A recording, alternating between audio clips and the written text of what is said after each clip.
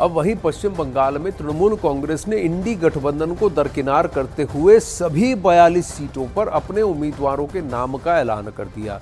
मामले में एक तरफ कांग्रेस और तृणमूल कांग्रेस की बीच तनातनी तेज हो गई है, तो वहीं एक बार फिर बंगाल चुनाव में हो गई है बाहरी इस मुद्दे की री एंट्री।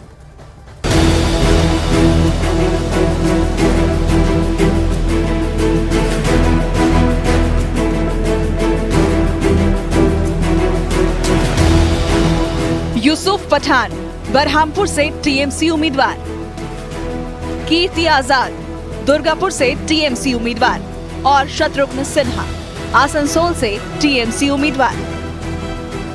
वैसे तो टीएमसी के उम्मीदवारों की लिस्ट में कुल 42 नाम हैं, जितनी लोकसभा सीटें पश्चिम बंगाल में हैं, लेकिन इन 3 नामों की चर्चा सबसे ज्यादा है और इसकी वजह है टीएमसी का वो स्टैंड जिसको आगे रखकर वो हमेशा बीजेपी और प्रधानमंत्री मोदी पर हमलावर रही है।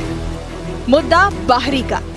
ममता बनर्जी और टीएमसी के नेता हर चुनाव में प्रधानमंत्री को बंगाल के लिए बाहरी बताते रहे हैं और इस चुनाव में भी वो इसी स्टैंड को लेकर आगे बढ़ रहे हैं। लेकिन उम्मीदवारों के ऐलान के बाद बीजेपी अब टीएमसी के इसी स्टैंड पर हमलावर हो गई है।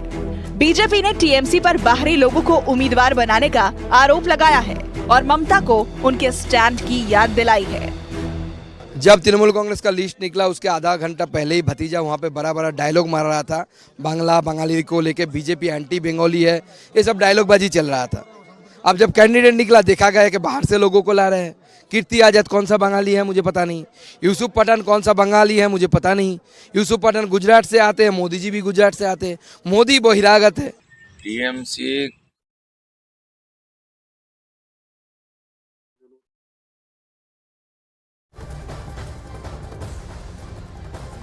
इन तस्वीरों पर जहां प्रधानमंत्री नरेंद्र मोदी द्वारका एक्सप्रेसवे का निरीक्षण कर रहे हैं नितिन गडकरी जी के साथ, थोड़ी देर पहले से तस्वीरें गुरुग्राम में द्वारका एक्सप्रेसवे जो अब यातायात के लिए खुलने वाला है, 19 किलोमीटर लंबे इस सेक्शन को अब जन के लोगों को समर्पित कर दिया जाएगा और रेगुलर आने जाने के लिए भी इसे यातायात के लिए इसे खोल दिया जाएगा। इस सेक्शन का सिर्फ एक आखिरी टुकड़ा बच गया था जिसको कि समाप्त होने में 2-3 महीने लगे हैं।